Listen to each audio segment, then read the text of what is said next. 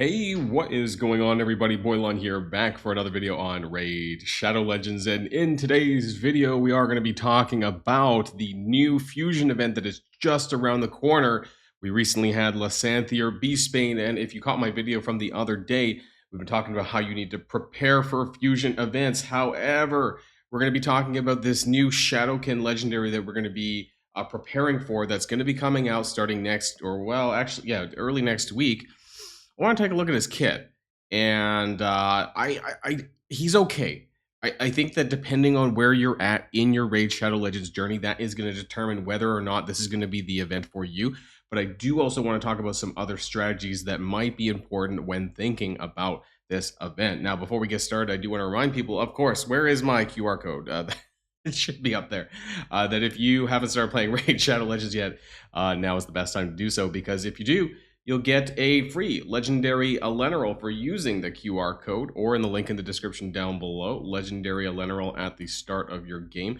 You will also get yourself a free epic Tagore, great support epic character there for account level 25. Also, that's not all, of course, because you can still get yourself the Supreme Gallic by using the promo code Supreme6, and that is available for a little while longer. So a great legendary champion for you to pick up there, so don't miss out on that.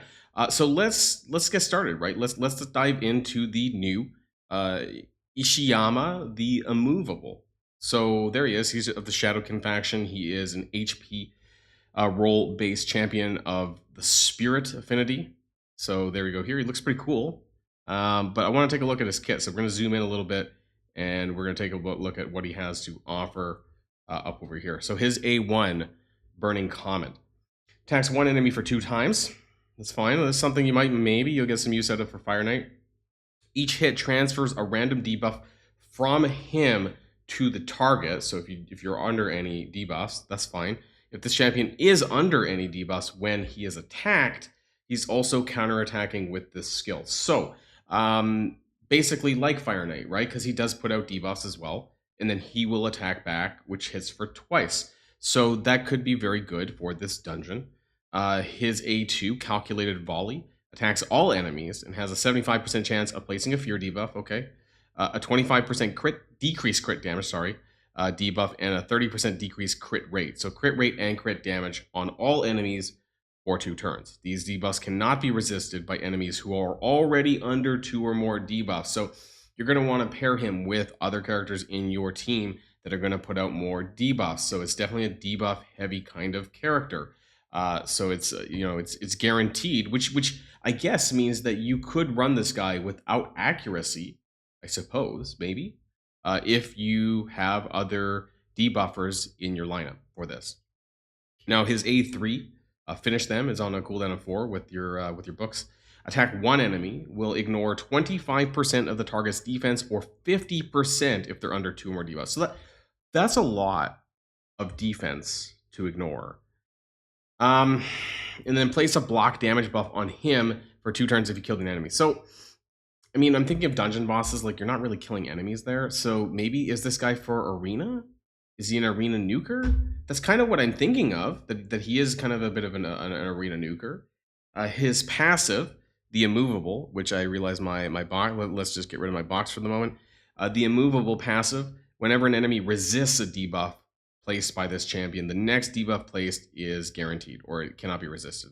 So it kind of makes me think that if you're going to build this guy, you could build him like a glass cannon. I'm thinking of Wukong, right? Have you guys? So Wukong, you can kind of build in a glass cannon format. And I'm thinking kind of that for this. Like if you use a skill and it resists because you have no accuracy, the next time you try to do it, it's going to be guaranteed. And while his basic doesn't do it, I suppose, well, I mean, the only time he's actually placing a debuff would be maybe if he's trying to transfer a debuff away, or it would be the A2 here. So I don't know how you would trigger this. It's a bit weird. I think this is a bit weird. Maybe I'm not an expert here, but this is the A2 is the only way where you would trigger the passive, because there is no other debuffs other than coming from the basics. So that would suck if you had to wait, basically, wait around for an A2 to come back around, which may not happen to do that. So I'm not sure how I feel about the passive. Each debuff placed by this champion can increase their max HP by 3% up to 30%. So maybe there's some value in some longer fights, and I'm really struggling to find a place for this. And I guess what I don't like about the guy, and his aura is kind of pretty basic as well. It's just a HP aura. What I'm kind of struggling with here is where I'm going to want to use him, but also that he doesn't have a lot of debuffs, in my opinion, that are kind of more generalist. And what I mean by generalist is that he would be a champion that you could use anywhere. I think he's a very kind of niche champion. Like, sure, he'll be great in Cursed City and faction crypts for Shadowkin, right? If you need that. But, beyond that, like, I'm not sure what he's really bringing to the table that other characters can't do. And for a fusion event, I rate this honestly on par with kind of Esme the Dancer, who is in February. Like it's not something that newer players are probably going to chase for because he's not generalist enough to really have that value for, say, newer players under 6 months. He actually has less value, in my opinion, than Lysanthier Beastbane, who I did end up picking up, and I want to. I'm gonna say right now. I know that I realized that when Lysanthier's fusion event was announced, I did also label that one as a skip. But now that I've had a chance to use Lysanthier, I actually think that he actually has a lot more value than what this guy is going to have. In terms of the overall debuffs that Lysanthier has, he brings a lot more to the table as well, just as a point of reference or comparison. Decreased speed and weaken, and he also has Hex as well. So a lot of good debuffs that this other guy doesn't really have. I mean, I guess he has crit damage and decreased crit damage and crit rate, but that's not something that does that matter that much when it comes to dungeons and things like that. Otherwise, I'm just thinking that he's going to be like a big nuker for arena, even though he's not necessarily labeled for arena, or maybe some other nuking like wave nuking. Maybe this hits really hard, and then the single target ignore 50% is pretty brutal. But I mean, it's kind of designed here for you to kill people, so I'm not sure where you're using that exactly.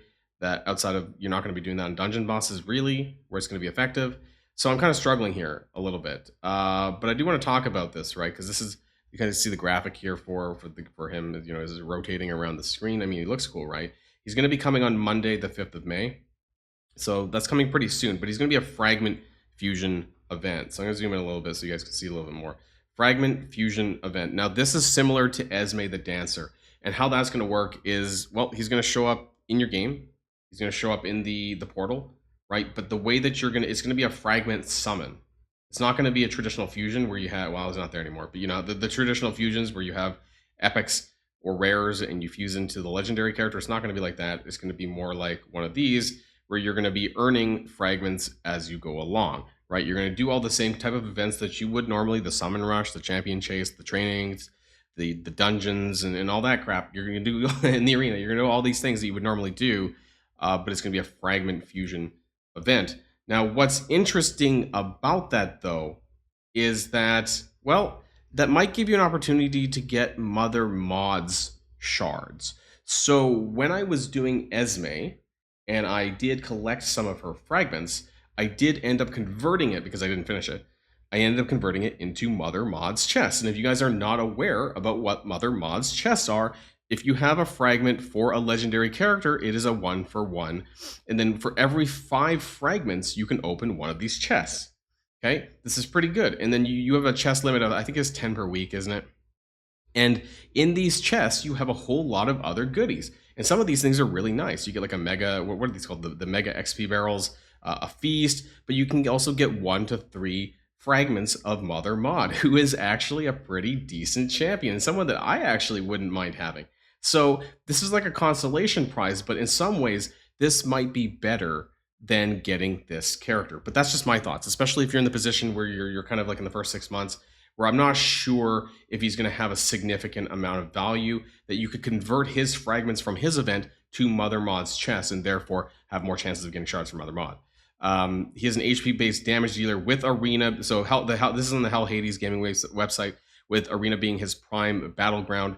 Despite having a handful of debuffs, you can totally ignore accuracy in favor. So you again go for a more glass cannon approach here with this character. He has no need for the attack stat, but his damage will greatly benefit HP and crit damage instead, so make sure to invest. So that's nice, right? Like his damage is based on HP, and that sounds fun, right? That you don't have to, you could build them in a survivability kind of total, like maxed out HP and crit damage, right?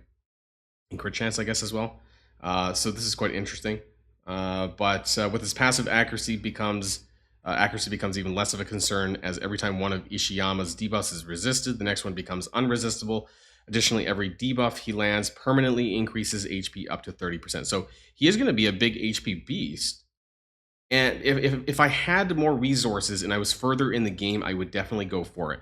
But right now my channel is kind of from the new player experience, and that's kind of the why I'm giving this kind of recommendation personally. That I am not going to be, I will do the events. I'll probably do some of the events, right? I'll collect some fragments for Ishyama, but I'm not going to be blowing my shards in order to get this done. There also very well could be a Hero's Path event or some other event that'll kind of block me probably from getting this anyways.